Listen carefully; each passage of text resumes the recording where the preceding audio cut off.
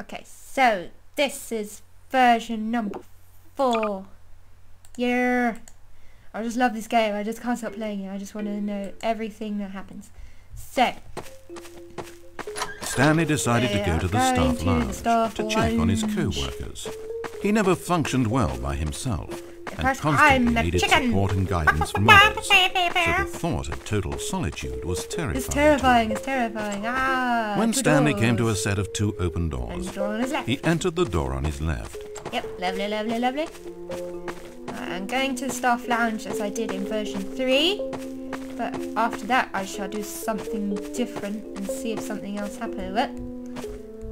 All the time. As Stanley entered the lounge, he was horrified to find not a single person here. He decided he would walk up to see his boss, hoping that he would find an answer there. Okay, lovely. Right, okay, so I will go... Coming to a staircase, Stanley walked upstairs to his boss's office. I'll go to the boss's office, just as in version 3. La, la, la, la, la. Oh no, he's not here. Oh god, didn't see that coming. Entering his manager's office, Stanley was once again stunned to discover not an indication of any human life. No. It was at this point that he began to feel dizzy and a little sick, and even thought he might pass out, when suddenly he noticed a keypad next to the filing cabinet in the corner of his boss's office. Stanley had never seen this panel before and had no idea what combination of numbers would produce any result. In fact, only Stanley's boss knew this, since the panel withheld access to the boss's greatest, darkest secret. Yet incredibly, by simply pushing random buttons on the keypad, Stanley happened to input the correct code by sheer luck. Just in case. Amazing. Stanley ventured forth into the newly opened passageway. Newly opened passageway. Okay, down we go. La la la, lovely. Dank and mysterious. I love it. I love it. As he drew deeper into the bowels of the building, Stanley had no idea where he was or what this place held. And just as he began to think he might not discover a thing, he emerged into a long room to find TVs. Rows and rows of monitors. Screens with a number above it.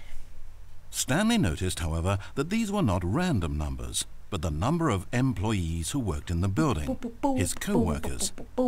Even his own number, 427, had a place on the wall. Yeah, that's me. But why a setup so elaborate, he asked. Was this simple surveillance or something even more? And as if in answer to his question, the wall slid open before him, revealing the ultimate truth of the situation. Lovely. An enormous control panel, Stanley discovered, but not one that controlled simple machinery. Buttons were labeled with emotions. Happy, sad. Levers and knobs controlled actions.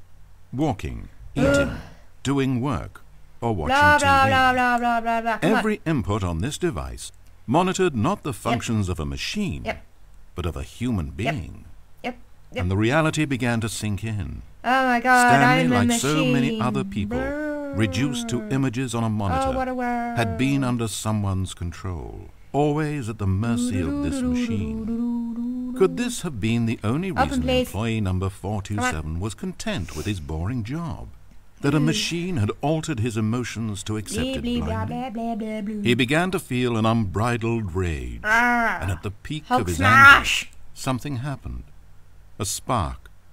That thing. Stanley looked up and saw the generator overhead, still providing some small amount of power to the machine, keeping it alive.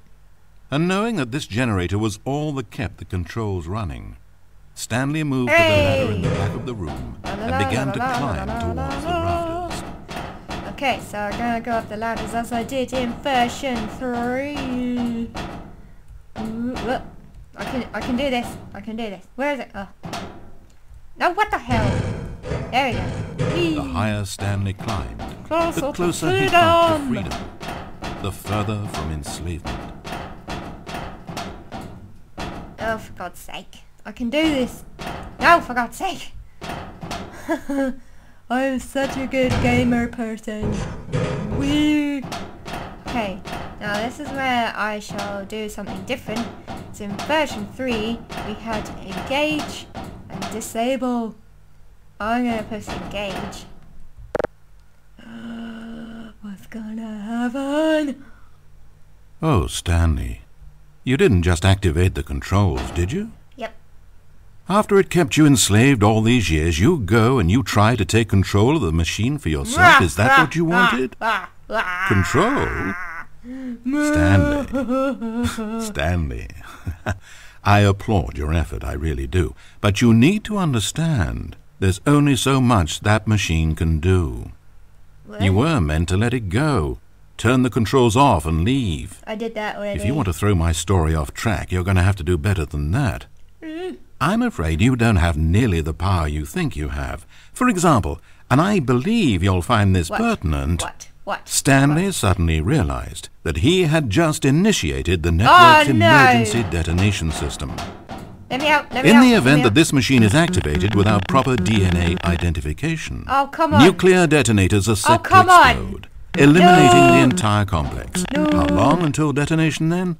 No. Let's make it say, 2 minutes. Oh, come on, dude. Now, this is making things a little more fun, isn't it, Stanley? Oh, you bastard. Go ahead. Play with those controls all you like. The real controls are where I'm sitting. Oh, Did you really ever believe you held any power? That's not fair. Did you not think I knew what I was doing? How do I get out? When I erased your co-workers and turned off the machine, I was offering you freedom. No, and escape. No. I didn't have to do that. Go down! I've done this story many times, and I don't always set you free. How do I get out? Sometimes you just sit there, day after day after day, how do I get doing out? your job forever, This is and not then fair. dying alone.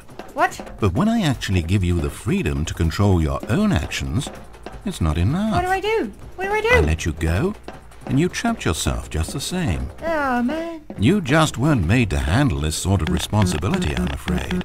Oh, you bastard. But you know what you were made for? Pushing buttons. I'm pushing buttons.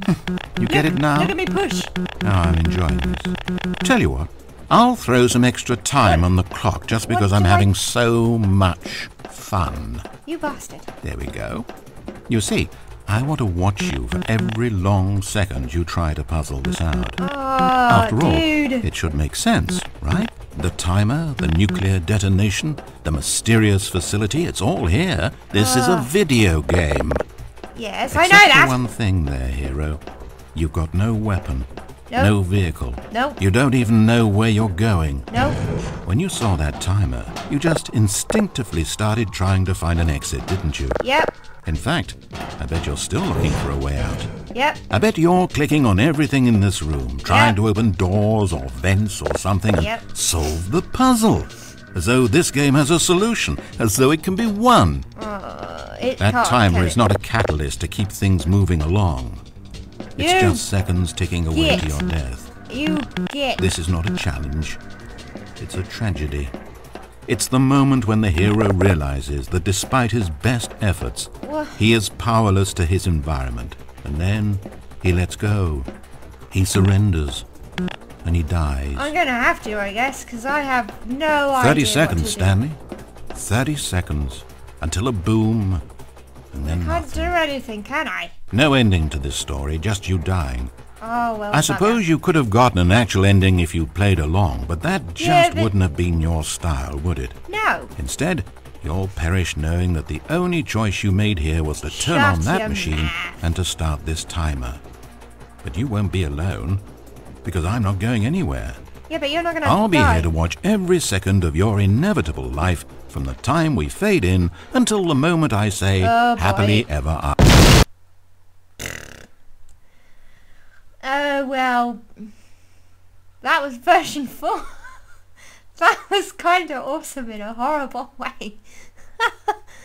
What a bastard. Unless you follow my instructions, you'll die. Wow. Well. Okay, so that was version 4. Yeah. Okay, I think I can do one more version of this. I should probably only do one more version anyway, because I'm probably playing this too much. But this game is just freaking awesome.